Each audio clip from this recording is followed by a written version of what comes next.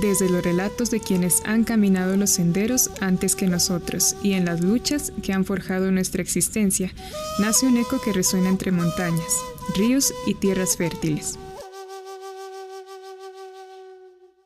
Bienvenidos a Voces del Territorio, Espíritu, Cultura y Tierra. Un espacio donde los saberes toman forma para conectarnos en una sola voz. Acompáñanos en este viaje donde la palabra revive la memoria y fortalece nuestras raíces.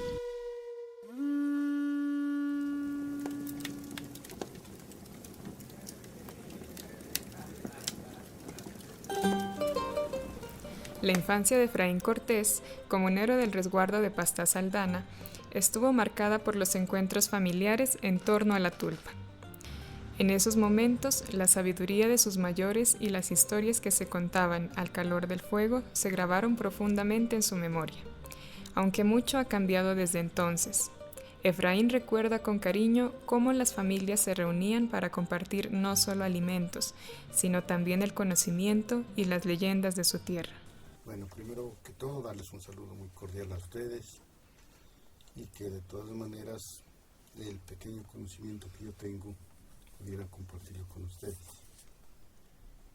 Uno a veces, en los años que tiene, a veces añora uno lo que uno vivió en la niñez, lo que fue la familia, y que de pronto por circunstancias pues escapa lo vivido uno antes que hoy, que tiene mucha diferencia.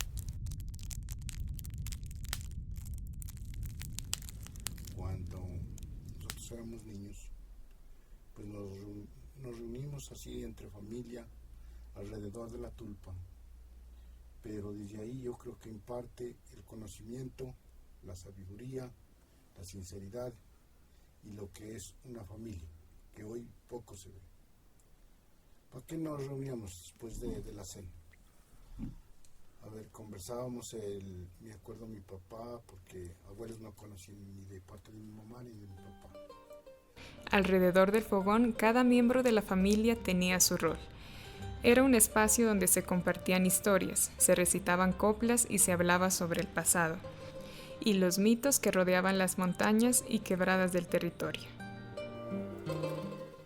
Entonces, ¿cuál era lo primero para poder charlar ahí en familia, que se sentía el abrigo del fogón, el abrigo de la familia y el abrigo de la ruana?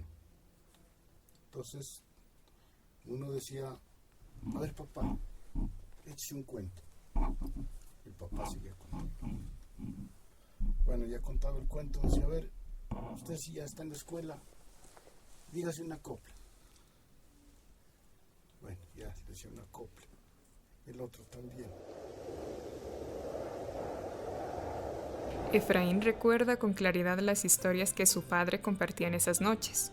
Los mitos sobre la viuda, el duende y la vieja del monte eran una parte esencial de la vida del campo. Esos relatos no solo entretenían a los más jóvenes, sino que también enseñaban lecciones y advertencias sobre el respeto a la naturaleza y a las fuerzas invisibles que la habitaban. Entonces decía, no, pues nos seguían contando unos mitos. Decía que acá en tal parte salía la viuda, que en tal parte, en tal quebrada había el duende, y que de todas maneras en ese monte había la vieja del monte. Nosotros decíamos, la vieja del monte, la viuda. ¿Qué hacía la viuda? No, pues la viuda decía, cuando salía una persona que siempre la frecuentaba o algo, y se chumaba una persona, se le parecía y la viuda lo llevaba. Las leyendas eran parte de la vida cotidiana. Para Efraín, esos relatos reflejaban la relación de respeto y temor que su gente sentía por la naturaleza y los espíritus que la habitaban. La figura del duende, por ejemplo, era una advertencia para las mujeres que solían ir solas a lavar en los ríos, mientras que la vieja del monte representaba una amenaza para los niños desprotegidos. El duende, decía. Bueno, el duende era en tal quebrada, pero que cuando iban señoras solas, ponían a jabonar, que el duende como es travieso, que La señora jabonaba y jabonaba, pero cuando iba a jugar la ropa, bajaba estiércol de caballo, de ganado. No, sí, estaba como se ensució tan rápido. Voy a ver qué pasó, qué es. Estos relatos se mantuvieron vivos gracias a la tradición oral, transmitidos de generación en generación. Las creencias eran tan fuertes que, según Efraín, se realizaban rituales para curar a las personas afectadas por estos espíritus como el duende.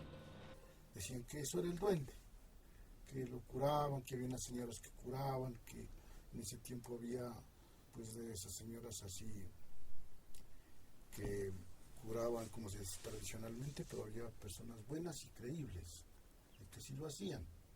Dijo, no, este señor tiene el duende. Entonces así igual se iba integrando, era como también pues parte de la naturaleza y del saber de la gente, porque de acuerdo a eso parece que desde ahí viene ya la medicina tradicional. Se van haciendo sus cosas, se van ya sus remedios y entra el conocimiento ya de lo que es la botánica, porque en esto a partir de que eran antes la gente seria, sí había una botánica y médicos tradicionales que eran sanos y le decían la verdad a la gente. Eso ha sucedido porque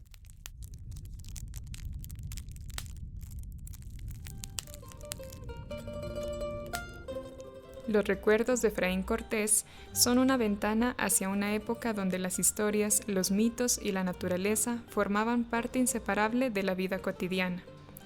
A través de esas narraciones se preservaba no solo la cultura, sino también el conocimiento ancestral que generación tras generación ha servido para guiar y sanar a su gente.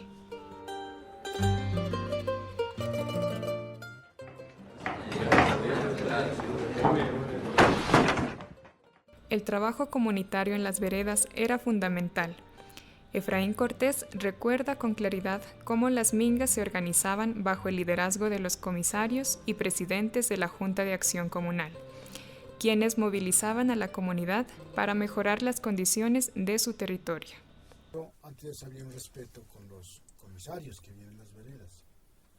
Decía la Junta de Acción Comunal, porque yo me acuerdo y vive todavía de la presidenta de la Acción Comunal, la primera que hubo en Caupoerán, primera Acción Comunal, que era doña Nuria Unigarro, que vive en Pasto. Ella fue la fundadora, se puede decir, la gestora de esta carretera de aquí a Caupoerán. Ya van pasando más de 55 años.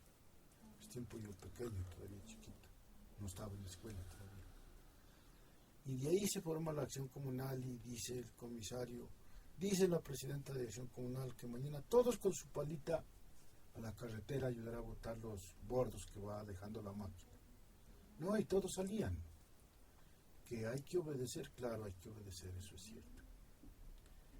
Y así salían y se reunían y no se necesitaba darles comida ni nada, sino que les iban a dejar todavía más de eso, la comida donde estaban trabajando a los de la mina. Efraín también rememora cómo en su tiempo como concejal organizó mingas para mejorar las carreteras. Con la colaboración del consejo y el alcalde, movilizaron a la comunidad para realizar los trabajos necesarios. Estamos en minga, bueno. A partir ya de que pasó un tiempo, hasta que yo me acuerdo, estuve yo en el 2007 en el consejo, entonces le decían, hagamos unas mingas pues, para trochar la rama, la carretera está mal. Entonces todavía salían, les decía, yo les voy a traer pues el refrigerio. Y aquí a los compañeros del consejo les decían, no, pues apóyenme, ayúdenme. Y al señor alcalde, digámosle que nos dé algo para que preparen un almuercito y no se vayan los de la minga. Porque ellos también almorzaban, trabajaban todo el ratico y se iban.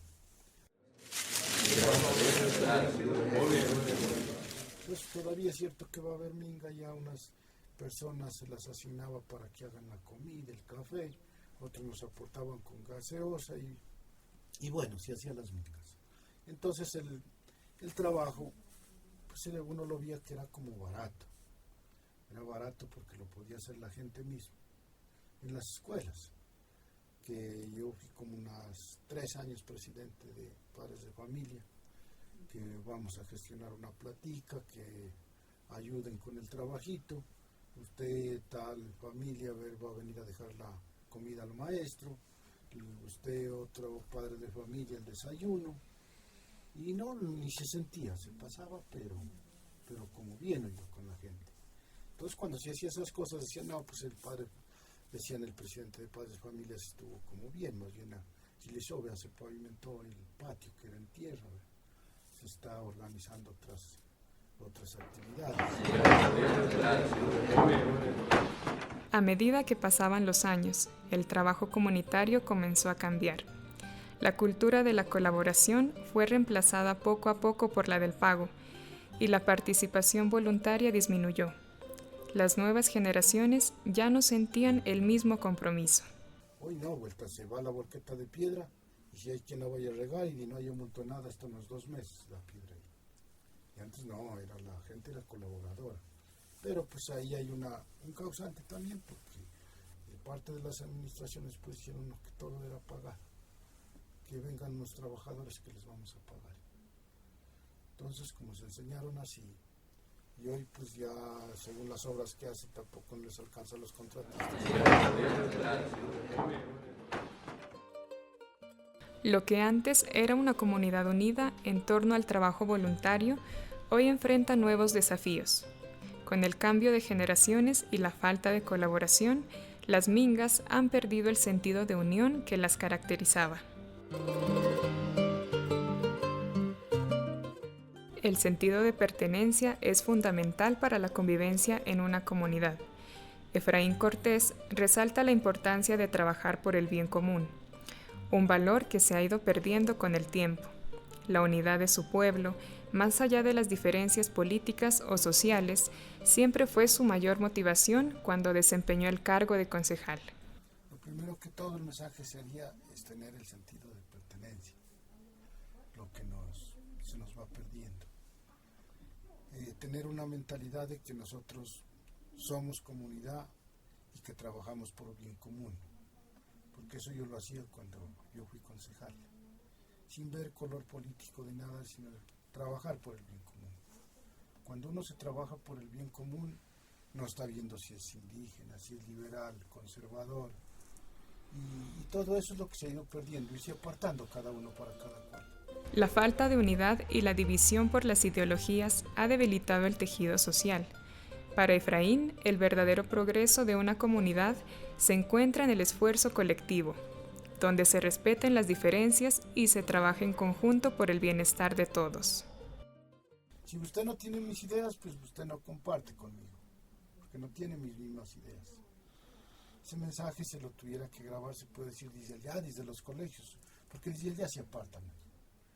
Que si usted y yo no le digo esto, pues no me trajo la tarea como la debe de traer, como lo que yo pienso, entonces no se la voy a hacer. Me vuelve a tocar, pero chúpate 4, 8. Efraín cree que la educación es clave para sembrar las bases de una sociedad en la que la libre expresión se da como un derecho de todos, pero siempre con respeto y sin agresiones. Esta semillita de paz, como él la llama, debe ser cultivada desde temprana edad, fomentando la colaboración y el respeto mutuo. Hoy lo que estamos pasando se puede decir que ya no hay un Estado de Derecho. Como decir, difundir la libre expresión. La libre expresión todos la tenemos que tener, pero con el pensamiento de uno, con el pensamiento propio, de no agredir a nadie, sino compartir lo bueno que se debe de dar en nuestro pueblo. El mensaje de Efraín Cortés es claro. Solo a través del respeto, el sentido de pertenencia y el trabajo por el bien común se podrá construir una comunidad más fuerte y unida, donde todos contribuyan al bienestar de su pueblo sin importar las diferencias.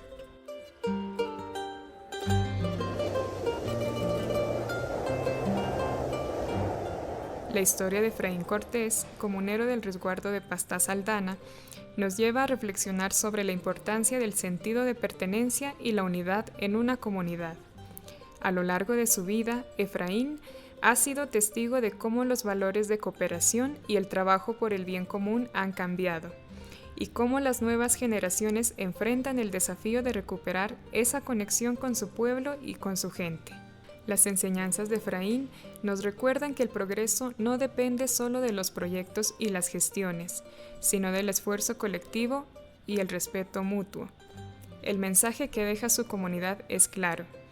Solo trabajando juntos, sin divisiones, se puede construir un futuro más justo y equitativo para todos. Efraín Cortés sigue siendo un pilar en su comunidad, su voz resonando como un recordatorio de que la verdadera fuerza de un pueblo está en su unidad. Con cada minga, cada proyecto y cada gesto de solidaridad, Efraín nos enseña que el trabajo por el bien común es el legado más importante que podemos dejar a las generaciones futuras.